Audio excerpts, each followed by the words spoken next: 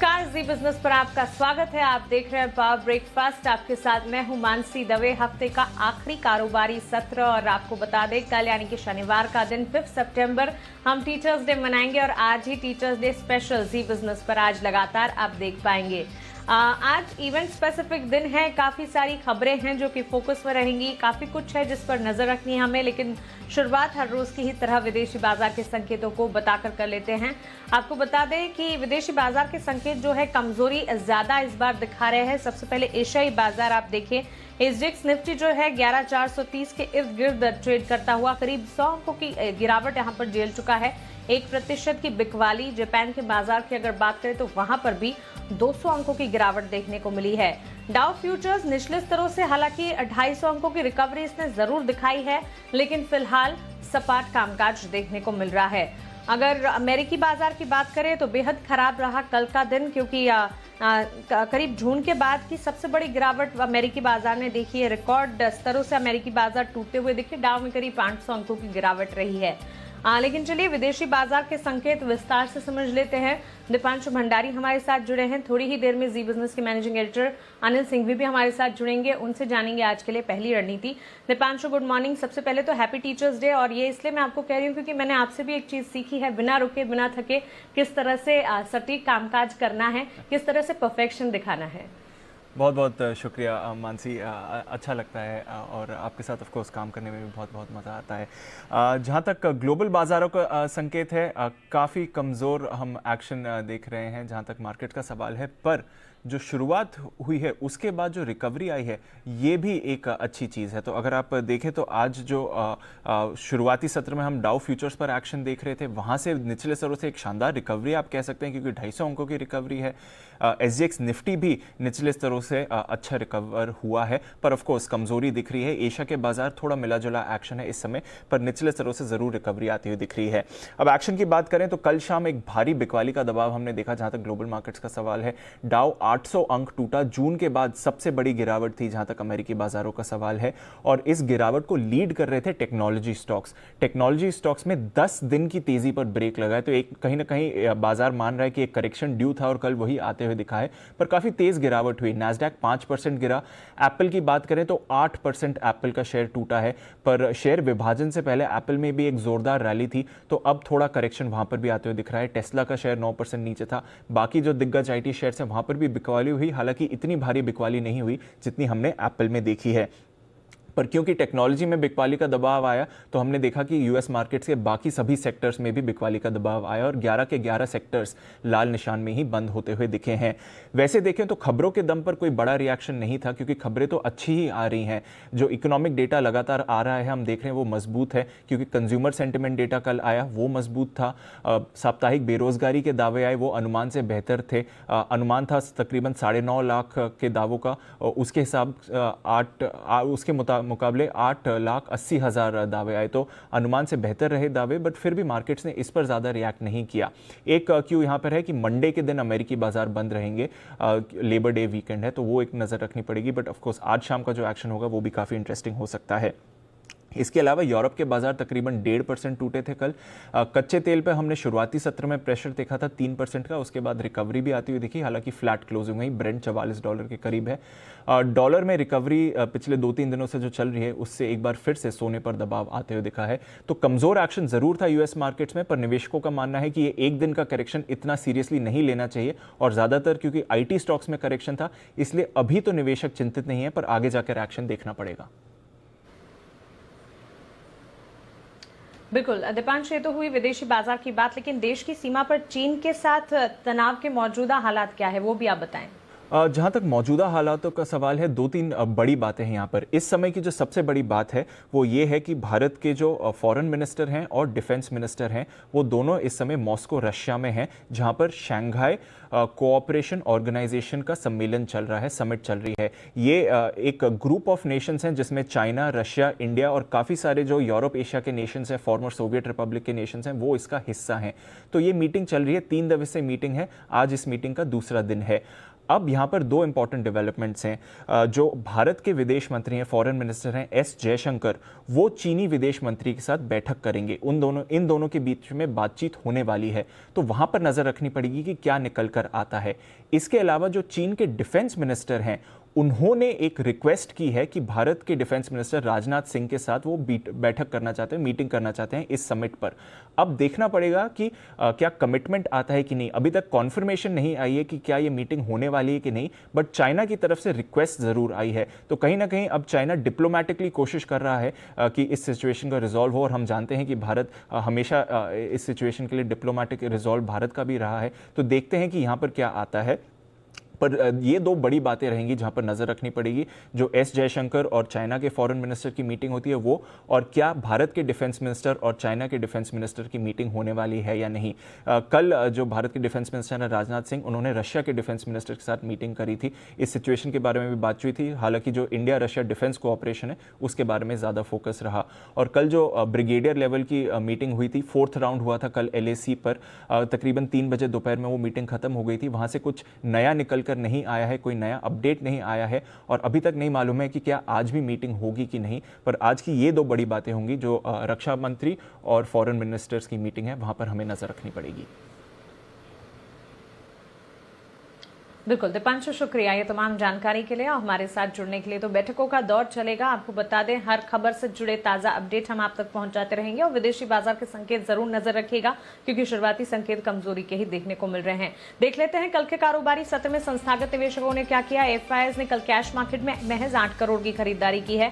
DIs ने cash market में 120 करोड़ की खरीदारी की है, और वायदा बाजार में FIs की तरफ से 574 करोड़ की खरीदारी के आंकड़े आते हुए दिखे हैं। तो अच्छी बात यह है कि FIs और DIs दोनों ने ही कैश मार्केट में खरीदारी की है, वहीं वायदा बाजार में भी FIs की तरफ से खरीदारी के ही आंकड़े आते दिखे हैं।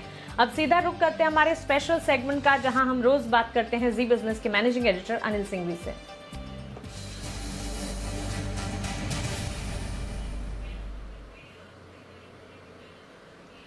Anil sir, good morning. और सबसे पहले तो हैप्पी टीचर्स डे, जिसे देश भर एक तरह से शेयर बाजार का गुरु मानता है। हम खुशकिस्मत हैं कि आपके गाइडेंस के अंडर, आपके मैनेजमेंट के अंडर हमें सब कुछ चीजें समझने का, सीखने का मौका मिल रहा है। शुक्रिया मानसी, आपको भी बहुत बहुत शुभकामनाएं। मैं तो खुद एक लाइफ लॉन्ग स्टूडेंट और मैं खुद सीखने की कोशिश में लगा हूँ कि कभी तो मार्केट को ढंग से सीख और समझ पाऊँ, और आज भी जो कुछ बाजार में होने वाला है वो समझ के बाहर ही था, क्योंकि कल जब हम बंद हुए तब लगा नहीं कि डाउ 800 पॉइंट गिर जाएगा। तो मार्केट सबसे बड़ा गुरु है और इससे हर रोज हमें सीखने को मिलता है, तो सीखते रहें तो जरूर जिंदगी में आगे बढ़ेंगे जी। सर, आज के लिए फिर अहम स्तर क्या होंगे, क्योंकि विदेशी बाजार के संकेत तो कमजोरी के, हालांकि FIs DIs के आंकड़े खरीदारी के दिख रहे हैं। जी हाँ, बिल्कुल। और जिस तरह से कमजोरी हुई अमेरिकी बाजारों में, ये थोड़ी सी अप्रत्याशित है। अंदाजा नहीं था कि ऐसा भी कुछ होने वाला है अमेरिकी बाजारों में, लेकिन अब जो हुआ उससे डील करना है। तो डेफिनेटली कमजोरी का माहौल तो रहेगा, इसमें कोई डाउट है नहीं। और वैसे भी ये हफ्ता भारतीय बाजारों से उतना मजबूती भरा है नहीं। जो वीकेंड पर चीन के साथ सीमा पर जो विवाद हो, उसके बाद से हम सावधानी भरे माहौल में तो है। अच्छी बात मानती यही कि लगातार हम लोगों को यही आगाह करने की पोजीशन कम रखें, तो बढ़िया यही रहा कि कम से कम ओवरनाइट पोजीशन जिन लोगों की तेजी की कम रही होगी वो आज राहत की सांस ले रहे होंगे। अब देखिए, कमजोरी होगी, इसमें कोई डाउट नहीं। जो अहम सपोर्ट लेवल है वो 11,325 11,375 का है दिन के ट्रेडर्स के लिए। यहाँ से गए नीचे तो फिर कमजोरी और बढ़ेगी।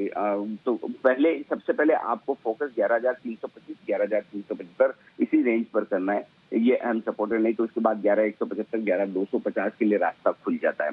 अब आइए ऊपर की तरफ 11,550 11,600 ये परफेक्ट प्रॉफिट बुकिंग रेंज है। पूरे हफ्ते हम बार बार 11,550 के पार पहुंचकर उससे निकलने की कोशिश करते हैं, लेकिन पार नहीं कर पा रहे हैं, टिक नहीं पा रहे हैं, बंद नहीं हो पा रहे हैं। तो ये प्रॉफिट बुकिंग जोन है। बैंक निफ्टी के लिए थोड़ी सी रेंज में नीचे सपोर्ट वाली बड़ी दूंगा, क्योंकि बैंक निफ्टी में मूव भी बड़े आते हुए देखें तो उस लिहाज से आपको देखना होगा 22,850 23,100 ये 250 पॉइंट की रेंज बैंक निफ्टी पर सपोर्ट है। यानी कि पहला सपोर्ट 23,100 है, शायद उसके आसपास हम खुलते हुए दिखेंगे। उसके बाद 23,000 22,950 22,850, तो ये 250 पॉइंट की रेंज में मल्टीपल सपोर्ट है। ये होल्ड होना जरूरी है। अगर गलती से ये तोड़ा तो फिर 22,450 22,650 तक की जगह नीचे खुल जाती है। ऊपरी स्तरों पर 23,900, 24,050 ये बड़ा सप्लाई जोन है। इसको पार करना बाजारों के लिए मुश्किल होगा, तो इस रेंज पर आपको नजर रखनी है।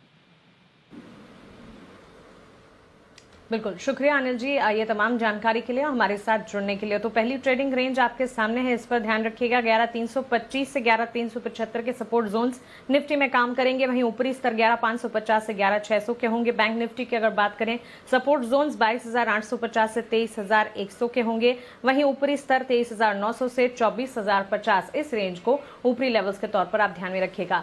चलिए अब जान लेते हैं कि खबरों के चलते कहां पर एक्शन देखने को मिलेगा। खबरों वाले शेयर्स लेकर हमारे साथ देवांशी अशरफ जुड़ गई हैं। देवांशी, गुड मॉर्निंग, बताएं। Good morning Mansi. आज सबसे पहले तो कई बोर्ड की बैठक है जिस पर आपको नजर रखनी है। सबसे पहले वोडाफोन आइडिया, जहां पे कई माध्यम से पूंजी जुटाने पर बोर्ड की बैठक है। अब आप ध्यान रखिए, सिर्फ वोडाफोन आइडिया ही नहीं, लेकिन कई ऐसे बैंक्स हैं जिनका वोडाफोन में एक्सपोजर है। इन बैंक्स पर भी आपको आज नजर रखनी है। साथ ही आईटीसी पर नजर रखिए, जहां पे 3 सब्सिडरी को कंपनी में खुद से मर्ज करने पर आज बोर्ड की बैठक होती हुई दिखेगी। तीनों जो सब्सिडरीज हैं वो फूड से जुड़ी हुई हैं। सनराइज फूड्स है, हॉबिट्स इंटरनेशनल फूड और सनराइज शीटगढ़, ये तीनों कंपनीज है, इनका मर्जर होता हुआ दिख सकता है। इस पर आप नजर रखिए। साउथ इंडियन बैंक, जहां पे क्यूआईपी और अन्य माध्यम से पूंजी जुटाने पर बोर्ड की बैठक होगी। और एडीएफ फूड्स, जहां पे प्रमोटर्स को कन्वर्टेबल वारंट्स इशू किए जाएंगे, इस पर भी आप नजर रखें। नतीजों के लिहाज से जुबिलेंट इंडस्ट्रीज ने अपने नतीजे पेश किए और यहाँ पे मुनाफे से घाटे में आते हुए दिखी है कंपनी। कमजोर नतीजे हैं। बिक्री इस बार करीब 38% तक कम होती हुई दिखी है। कामकाजी मुनाफा 76% तक कम होता हुआ दिखा। मार्जिन 12% से घटकर केवल 5% पे आते हुए दिखे और साथ ही घाटा होता हुआ दिखा है 3 करोड़ का, जो कि पिछले साल करीब 10 करोड़ का मुनाफा कंपनी ने पेश किया था। तो ओवरऑल नंबर्स इस तिमाही में थोड़े से वीक हैं। इसके अलावा आज एक इम्पॉर्टेंट जो एनएसई की तरफ से सर्कुलर आता हुआ दिखा, इसका जो इम्पैक्ट है सारे ब्रोकिंग हाउसेस पर होता हुआ दिखेगा। 15 सितंबर तक मार्जिन में कमी होती हुई दिखती है, तो ब्रोकर्स पर कोई पेनल्टी नहीं लगेगी। तो ये एक इम्पॉर्टेंट खबर आती हुई दिख रही है। और साथ ही कैश और डेरिवेटिव्स दोनों के जो सौदे हैं, इस पर राहत मिलती हुई दिखी है। 15 सितंबर तक मार्जिन प्लेज और साथ ही रीप्लेज में जिस तरह से थोड़ी सी दिक्कतें आती हुई दिख रही थी, इसी के चलते ये कदम एनएससी ने उठाया है, तो इस पर नजर रखें। केसी इंटरनेशनल, जहां पे कंपनी को 1400 करोड़ के नए ऑर्डर्स मिलते हुए दिखे हैं। वोडाफोन आइडिया, कंपनी ने ये क्लैरिफाई किया है कल कि वेरिजॉन और अमेजॉन से जो $4 बिलियन की जो निवेश की खबरें हैं, इसका खंडन कर दिया है। कंपनी ने क्लैरिफाई किया है कि बातचीत अभी चालू है सारे ही इन्वेस्टर्स के साथ, लेकिन फिलहाल इस निवेश पर कंपनी को कोई जानकारी नहीं है। साथ ही एचएएल पर नजर रखिए, जहां पे कर्मचारियों के लिए कल ये ओएफएस खुलता हुआ दिख रहा है। 4 से 9 सितंबर तक ये ओएफएस खुलता हुआ दिखेगा और जितने भी एलिजिबल एम्प्लॉयज हैं उनको 950 रुपए 65 पैसे के भाव पर 5 लाख शेयर्स अलॉट किए जाएंगे। तो इस पर आपको नजर रखने और साथ ही सेल पर नजर रखें, जहां पे नतीजों पर जो बोर्ड बैठक है वो टलती हुई दिखी है। 10 तारीख को बोर्ड की बैठक होगी और 10 तारीख को ही नतीजे अब कंपनी पेश करती हुई दिखेगी, तो इस पर भी आपको नजर रखनी है। बिल्कुल देवांशी, शुक्रिया ये तमाम जानकारी के लिए, हमारे साथ जुड़ने के लिए। जी बिजनेस के खास शो बाजार आज और कल में एचडीएफसी सिक्योरिटीज के वीके शर्मा ने ऑप्शंस की दमदार रणनीति सुझाई है। आइए अब उसे देख लेते हैं। अडानी पोर्ट्स में मैं सलाह दूंगा कि 370 की सितंबर की कॉल जो 15 रुपए 50 पैसे पे क्लोज हुई है, उसको आप ले सकते हैं। स्टॉप लॉस रखिए 12 रुपए का और टारगेट रहेगा 22 रुपए का। इस स्टॉप लॉस को आप इसमें एज वेल एज आईडीएफसी में उसको ट्रेलिंग बना लें। आईडीएफसी फर्स्ट बैंक में मेरा मानना है कि 33 रुपए की कॉल, 33 स्ट्राइक प्राइस की जो कॉल है सितंबर महीने की, 1 रुपए 75 पैसे पे लास्ट ट्रेड हुआ था, उसको आप खरीद सकते हैं। 1 रुपए का स्टॉप लॉस रहेगा और टारगेट रहेगा 3 रुपए।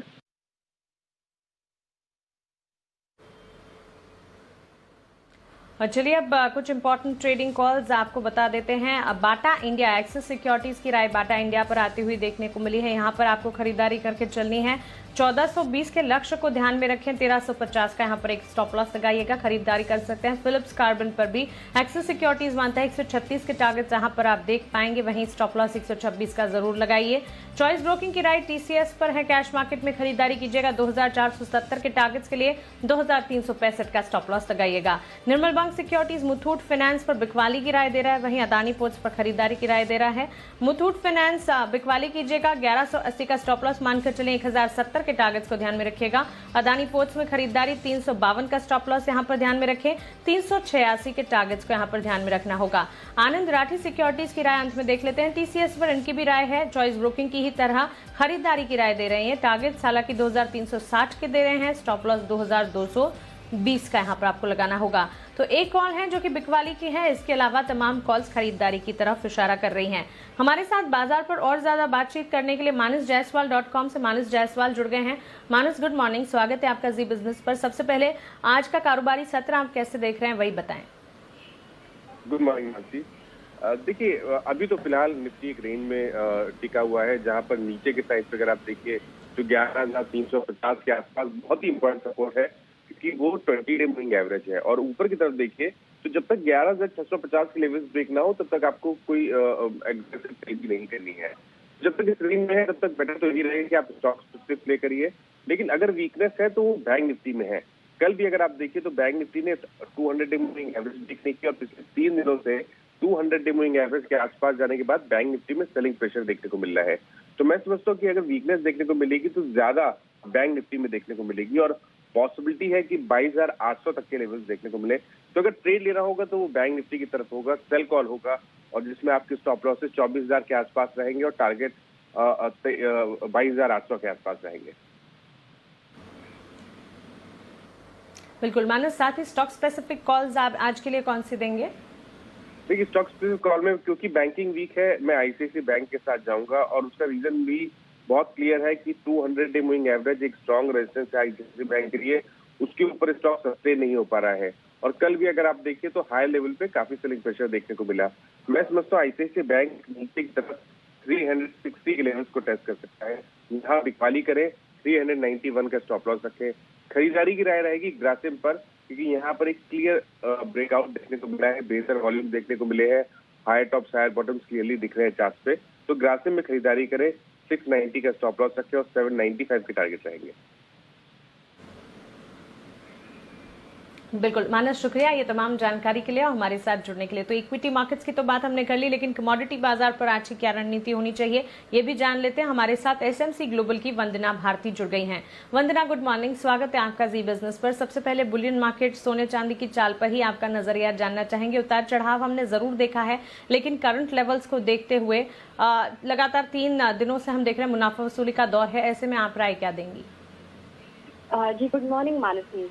जिस तरीके की मूवमेंट है, मुझे लग रहा है कि आज के दिन में थोड़ा सा रिबाउंड देखा जा सकता है। यहाँ पे रीजन भी है, 3 दिनों से लगातार हम लोगों ने 4 से 5,000 पॉइंट की सेलिंग जो है वो देख ली है अभी चांदी में। साथ में गोल्ड में भी यहाँ पे करेक्शन है। कल का जो डेटा था, इसमें कुछ डेटा ऐसे थे जो कि एक्सपेक्टेशन से खराब थे, जिसकी वजह से आज हो सकता है कि हम थोड़ी सी value buying, lower level buying plus यहाँ पे वैल्यू बाइंग जो है वो रिटर्न आते हुए देखें, सेफ हेवन बाइंग। मेरे ख्याल से यहाँ पे सिल्वर गोल्ड से ज्यादा आज रिएक्ट कर सकती है, तो सिल्वर में बाई करके चलना चाहिए 67,300 के लेवल के लिए। 68,000 का टारगेट रखना चाहिए, 67,000 का यहाँ पे स्टॉप लॉस लगा के चलना चाहिए। तो मुझे लग रहा है कि आज के दिन थोड़ा सा हफ्ता का आखिरी दिन है, वाइंड अप होगा और एक कॉन्ट्रा मूव जो है वो देखने को मिल सकती है। बिल्कुल वंदना, क्रूड पर आपकी स्ट्रैटेजी आज के लिए क्या होगी? जी मानसी, क्रूड में हम लोगों ने देखा है कि काफी दिनों बाद एक इतना टाइट कंसोलिडेशन हम लोगों ने बहुत सालों बाद देखा है क्रूड में, और अब ये थोड़ा सा नीचे के स्तर की जो ट्रेडिंग है वो यहाँ पे हो रही है। मुझे लग रहा है कि हल्का सा यहाँ पे जो बायस है वो डाउन साइड का ही है, 38.5 मुझे लग रहा है इंटरनेशनल मार्केट में। और घरेलू बाजार की बात करूँ तो मुझे लग रहा है कि 3,040 के करीब यहाँ पे सेल करना चाहिए और 2,980 का यहाँ पे टारगेट रखना चाहिए। स्टॉप लॉस यहाँ पे 3,070 रुपए का होगा। और ओवरऑल मानसी मुझे लग रहा है कि एक बार 2,800 तक थोड़ा सा मिड टर्म में क्रूड में गिरावट जो है वो आ सकती है। बिल्कुल वंदना जी, शुक्रिया ये तमाम जानकारी के लिए, सवालों के जवाब देने के लिए और हमारे साथ जुड़ने के लिए। चलिए अब वक्त है एफआईआर का, यानी कि एफआई इन्वेस्टमेंट रिपोर्ट्स का।